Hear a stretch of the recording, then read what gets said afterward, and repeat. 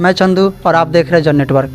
आज अभी भी थोड़ी देर पहले ही बिहार बोर्ड इंटरमीडिएट का रिजल्ट जारी हुआ है, जिससे पूरे बिहार में बच्चों में पूरा उत्साह का माहौल है। और उसी तरह यहाँ पर भी आज मैं अभी मरवन प्रखंड के बिशनपुर चौक पर हूँ और यहाँ पर एक कोचिंग संस्था है जिसका नाम शिक्षा वाटिका है। यहाँ के बच्चों ने भी पूरे मरवन प्रखंड में बहुत अच्छे नंबर ला करके पूरे मरवन प्रखंड का नाम रोशन किए हैं। आइए हम जानते हैं इसी कोचिंग संस्थान की एक लड़की है जिसका नाम अमीषा कुमारी है। इन्होंने भी बहुत अच्छे नंबर से पूरे मरवन प्रखंड का नहीं मतलब पूरे मरवन प्रखंड का ही बहुत अच्छे नंबर से नंबर लाए हैं और पूरे मरवन प्रखंड का नाम रोशन किए हैं। चलिए जानते हैं अमीषा कुमारी किस तरह से प्रिपरेशन करके आज इस मुकाम तक पहुँचे हैं। सबसे पहले तो मेरे चैनल जन नेटवर्क में आपका बहुत बहुत स्वागत है Amisha Kumari. Thank you sir. तो जैसा कि हमने अभी देखा है आपको और हम यहाँ पर पहले से भी आ चुके हैं, तो हम आपको जानते तब से जब आप तैयारी कर रहे थे, तो आप बताइए कि आपको इस मुकाम तक पहुँचाने में सबसे अहम भूमिका किसका है?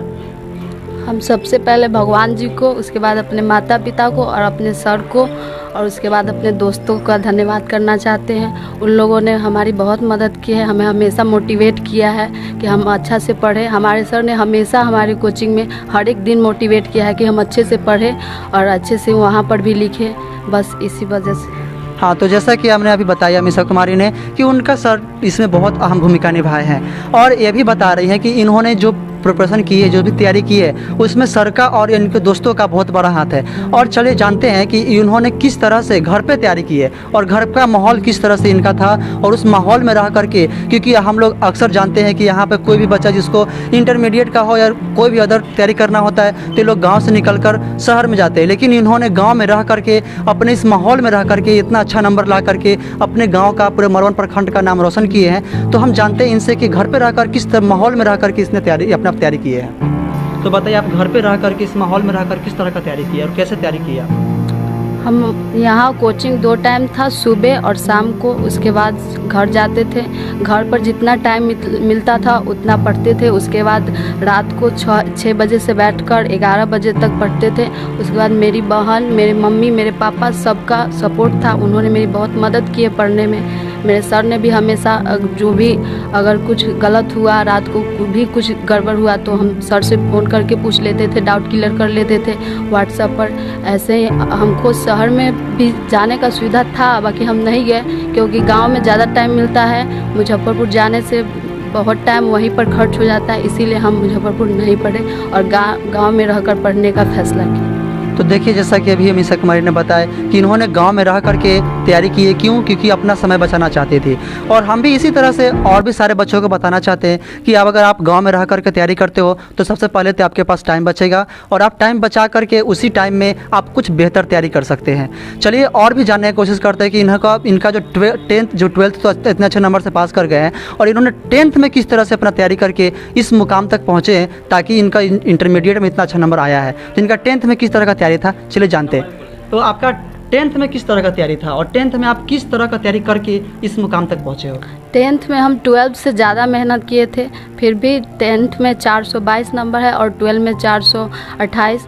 10th में बहुत ज़्यादा मेहनत की वजह से हम थोड़ा सा अथी हो गए थे, इसलिए 12th में कम किए। फिर भी हमारे सर ने, हमारे दोस्तों ने, हमारे मम्मी पापा ने कहा कि नहीं, इसमें भी तुमको अच्छा नंबर लाना है, इसलिए हम पूरी हिम्मत और पूरी मेहनत के साथ इसमें भी बहुत अच्छे से पढ़ाई किए और इतना नंबर लाए। देखिए इन्होंने भी बताया कि अभी 10th में भी इन्होंने बहुत अच्छे तैयारी की है। क्यों? क्योंकि इनका घर का पूरा सपोर्ट था। इनके पास ये भी बताया कि 12th जो तैयारी की है इन्होंने गांव में रहकर, लेकिन ये भी बाजार रहकर तैयारी कर सकती थी, लेकिन उन्होंने गांव का इसलिए चुनाव किया क्योंकि अपने गांव का माहौल में रह करके सीखना चाहती है। क्योंकि गांव के हर उस बच्चे को इनसे सीख लेना चाहिए, क्योंकि जो भी बच्चे गाँव से शहर जाते हैं वो गाँव से जो भी शहर जाकर भी तैयारी करते हैं उनसे अच्छा नंबर इन्होंने इस कोचिंग संस्था से लाया है। इनका जो पीछे हाथ है वो इनके सर का हाथ है, इनके फ्रेंड्स का हाथ है, इनके पेरेंट्स का हाथ है। तो मैं हर बच्चों से यही गुजारिश करूंगा कि ये लोग कोई बाजार ना जा करके, अगर आप यहीं पे पढ़ते हो तो कोई मतलब ऐसा नहीं है कि हम बाजार जा करके बहुत अच्छे नंबर लाएंगे। हम यहाँ पर रह करके भी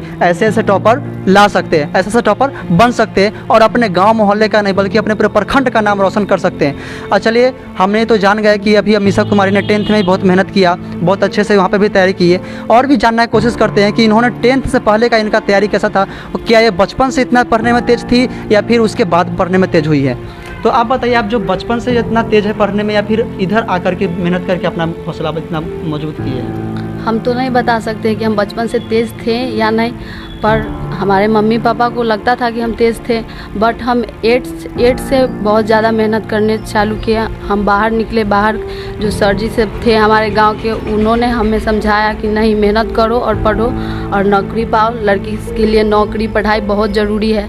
इसलिए हम 8 से बहुत ज़्यादा मेहनत किए, 10th में भी बहुत मेहनत की और 12 में भी बहुत मेहनत की। बस तो देखिए, इन्होंने भी बताया कि ये तो सभी बच्चों का यही कर्तव्य होता है कि शुरू से अच्छा पढ़ाई करे और अच्छा नंबर ला करके अपने मम्मी पापा का नाम रोशन करे।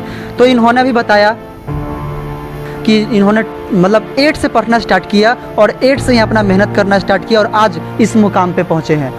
और भी बहुत सारे बच्चे यहाँ पर हैं, लेकिन सारे बच्चों में सभी बच्चों का नज़र है तो वो अमीषा कुमारी पे नज़र है। क्यों? क्योंकि अमीषा कुमारी ने पूरे मड़वन प्रखंड का नाम अपने बलबूते पे रोशन किया है।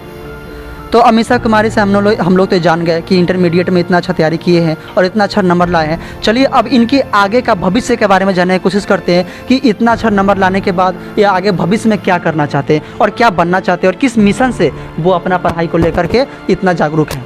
और तो आप बताइए, आप 12th के बाद आप क्या करना चाहते हैं? 12 के बाद हम DLED करना चाहते हैं और उसके बाद टीचर, और टीचर के बाद मेरा मेन मकसद है BPSC क्लियर करना, जो हम करेंगे चाहे हमको कितनी भी मेहनत करे नहीं पड़े। बट उससे पहले हम छोटा मोटा ही नौकरी पा के अपने मम्मी पापा का मदद करना चाहते हैं। उसके बाद अपना सपना पूरा करेंगे, BPSC क्लियर करेंगे। देखिए, अभी हमने इनसे जानने का कोशिश किया कि किस तरह से इस माहौल में रह करके भी इन बच्चों का हौसला अभी भी बुलंद है और इन्होंने कहा रहे इनके ऊपर अभी भी पूरे फैमिली की जिम्मेवारी है और इतने कम उम्र में ही इन्होंने अपने फैमिली की जिम्मेवारी जाना, समझा और इस जिम्मेवारी में इतना टेंशन होने के बावजूद भी, इतना प्रॉब्लम होने के बावजूद भी, इस प्रॉब्लम से भी उभर करके इन्होंने मेहनत करके अपने बलबूते पे इस मुकाम पे पहुँचे हैं। और ये बता रहे हैं कि इस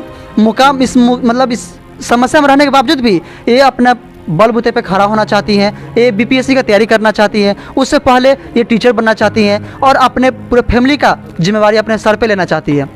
चलिए, थैंक यू, धन्यवाद।